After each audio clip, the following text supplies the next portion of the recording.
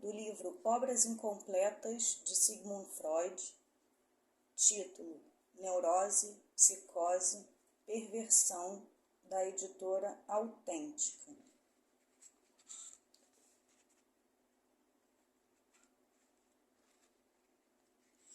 Cartas e manuscritos. Seleção da correspondência com Fliess, 1887 a 1904. Manuscrito H. Anexo à carta a Fliess, de 24 de janeiro de 1895. Paranoia. A representação delirante situa-se na psiquiatria ao lado da representação obsessiva como um distúrbio puramente intelectual e a paranoia ao lado da loucura obsessiva como psicose intelectual. Uma vez que a representação obsessiva tinha sido reconduzida a uma perturbação afetiva e se tenha demonstrado que ela deve sua força a um conflito, então a representação delirante deve ser situada dentro da mesma concepção.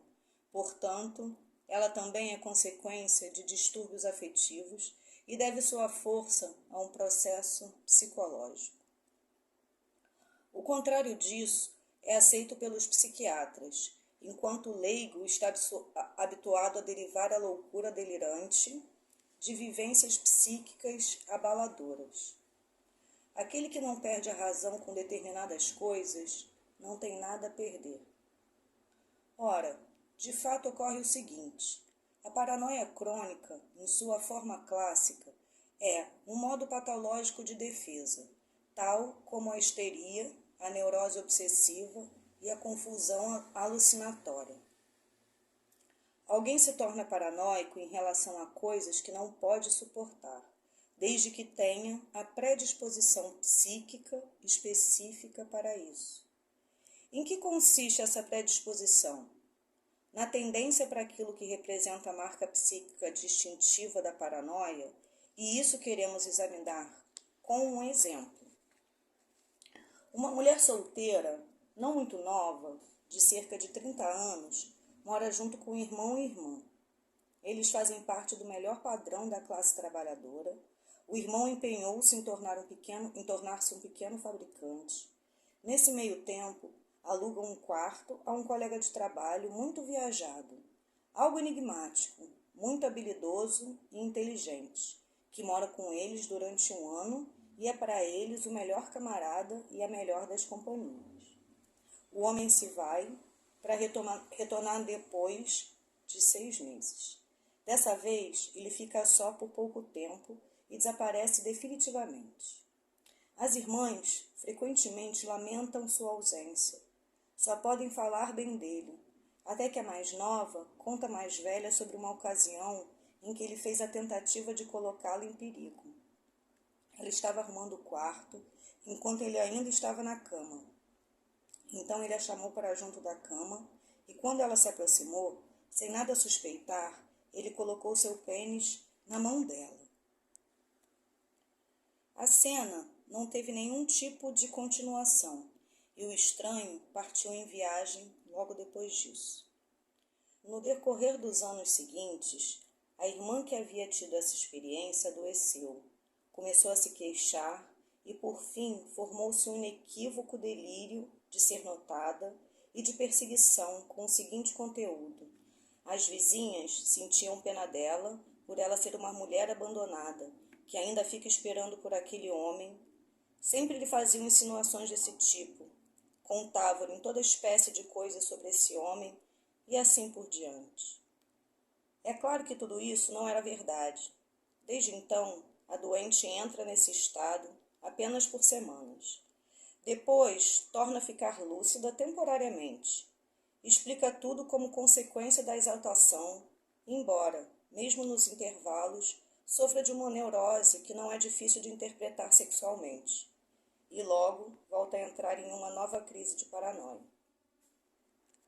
A irmã mais velha percebeu, atônita, que assim que começava a conversa sobre aquela cena de sedução, a doente a negava. Brauer ficou sabendo do caso A paciente me foi encaminhada e me empenhei em curar o ímpeto, a paranoia, procurando colocar a lembrança daquela cena em seu devido lugar. Não deu certo. Falei 2 vezes com ela, deixei que me contasse tudo que se referia ao hóspede sob hipnose de concentração. Mas, em resposta às minhas insistentes perguntas sobre se não teria mesmo acontecido algo embaraçoso, recebi a mais decidida negação e nunca mais a vi. Ela mandou me dizer que aquilo a havia irritado demais. Defesa. Era óbvio. Ela não queria ser lembrada daquilo e, em consequência, recalcou intencionalmente. A defesa estava fora de dúvida e poderia igualmente ter conduzido a um sintoma histérico ou a uma representação obsessiva. Onde está então o peculiar da defesa paranoica? Ela se poupou de algo. Algo foi recalcado. Podemos imaginar o que era. É provável que realmente tenha ficado nervosa com a visão e com a lembrança dessa visão. Logo, estava se poupando da recriminação de ser uma má pessoa. Passou então a ouvir o mesmo vindo de fora. O conteúdo objetivo permaneceu, portanto, inalterado, mas algo se alterou na posição da coisa toda. Antes era uma repreensão interna, agora é um desaforo vindo de fora. O julgamento sobre ela fora desalojado para fora. As pessoas diziam aquilo que normalmente ela teria dito para si mesma. Ganhou-se algo com aquilo. O julgamento, vindo de dentro, ela teria de aceitar. O que vinha de fora, ela podia recusar. Dessa forma, o julgamento, a recriminação, era afastada do eu. A paranoia tem, portanto, o propósito de se defender de uma representação intolerável para o eu, projetando seu conteúdo no mundo exterior. 2 perguntas. Como se chega a uma transposição como essa? Isso vale também para os outros casos de paranoia? 1. Muito simples. Trata-se do abuso de um mecanismo psíquico utilizado com frequência dentro do normal, a transposição ou projeção. Em qualquer alteração interior, temos a opção de supor uma causa interna ou externa. Quando algo nos aparta do andamento interior, naturalmente recorremos ao exterior. Em segundo lugar, estamos habituados a que nossos estados interiores, através da expressão das emoções, sejam revelados aos outros. Isso tem como resultado o delírio normal de ser notado e a projeção normal. É normal, com efeito, enquanto permanecemos conscientes da nossa própria alteração interior. Se a esquecemos, só nos resta a premissa do silogismo que se conduz ao exterior. E então temos a paranoia com a supervalorização daquilo que sabe a nosso respeito e daquilo que nos fizeram. Aquilo que se sabe a nosso respeito e que absolutamente não sabemos, não podemos admitir. Portanto, um abuso do mecanismo de projeção para fins defensivos. Com as representações obsessivas, ocorre algo bastante análogo. O mecanismo de substituição também é normal. Quando a velha solteira adota um cão, quando o solteirão coleciona caixas de tabaco, a primeira substitui sua necessidade de companhia conjugal e o último sua necessidade de inúmeras conquistas. Todo colecionador é um Dom Juan Tenório, substituído. Como são igualmente o montanhista, o desportista, outros semelhantes. São equivalentes eróticos. As mulheres também os conhecem. O tratamento ginecológico entra nessa categoria. Há 2 espécies de pacientes mulheres. Aquelas que são tão fiéis a seu médico quanto ao seu marido e as que trocam de médico como trocariam de amantes. Esse mecanismo de substituição de efeito normal tem um mau uso no caso de representações obsessivas, também nesse caso para fins de defesa. 2. Pois bem, uma concepção como essa vale também para outros casos de paranoia? Eu diria que vale para todos. Quero tomar exemplos. O paranoico querelante não suporta a ideia de ter feito algo errado ou de que precise se separar de seus bens. Em consequência, o julgamento não é legalmente válido. Ele não está errado, e assim por diante. O caso é claro demais, talvez não todo evidente, mas mais simples de se resolver. A grande nação não pode reconhecer a ideia de que pode ser vencida na guerra. Ergo, ela não foi vencida. A vitória não vale. Ela dá o exemplo de uma paranoia de massa e inventa o delírio da traição. O hipocondríaco vai se debater um bom tempo até encontrar a chave para suas sensações de estar gravemente doente. Ele não vai assumir para si mesmo que elas têm a ver com sua vida sexual, mas o que lhe traz maior satisfação é seu sofrimento não ser endógeno, segundo Moebius, mas exógeno, e, em consequência, encontra-se envenenado. O funcionário preterido numa promoção precisa do complô de perseguição e de ser espionado em sua sala. Do contrário, ele teria de admitir seu fracasso. Não é preciso necessariamente ser o delírio de perseguição a surgir dessa maneira. Um delírio de grandeza consegue, talvez ainda melhor, manter o que é penoso afastado do eu.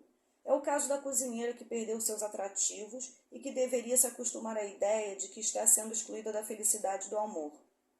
Esse é o momento certo para o senhor da casa da frente, que claramente quer casar-se com ela e lhe dar a entender de um modo notavelmente tímido, mas mesmo assim inconfundível. Em todos os casos, a ideia delirante é mantida com a mesma energia com que o eu se defende de alguma outra ideia penosamente insuportável. Portanto, eles amam o delírio como a si mesmos. Eis o segredo.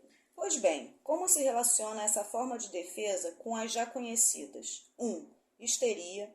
2. Representação obsessiva. 3. Confusão alucinatória. 4. Paranoia.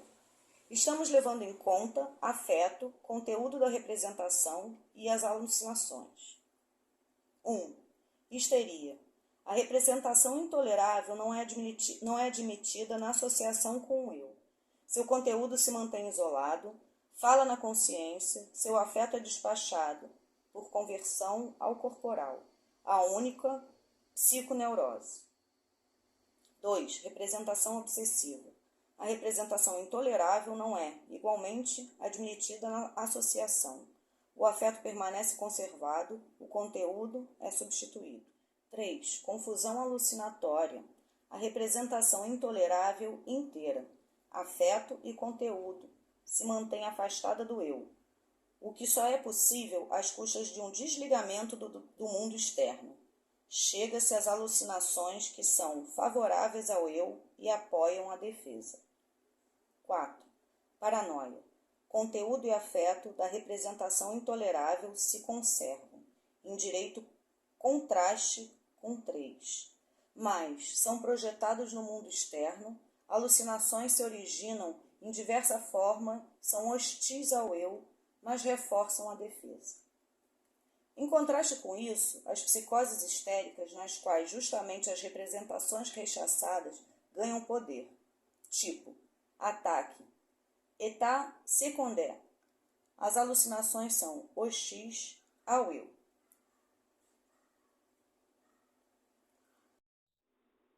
A ideia delirante ou é uma cópia ou o oposto da representação rechaçada, delírio de grandeza.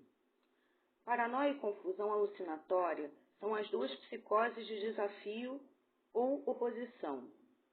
A referência a si mesmo da paranoia é igual às alucinações dos estados confusionais, que justamente procuram afirmar exatamente o contrário do fato rechaçado.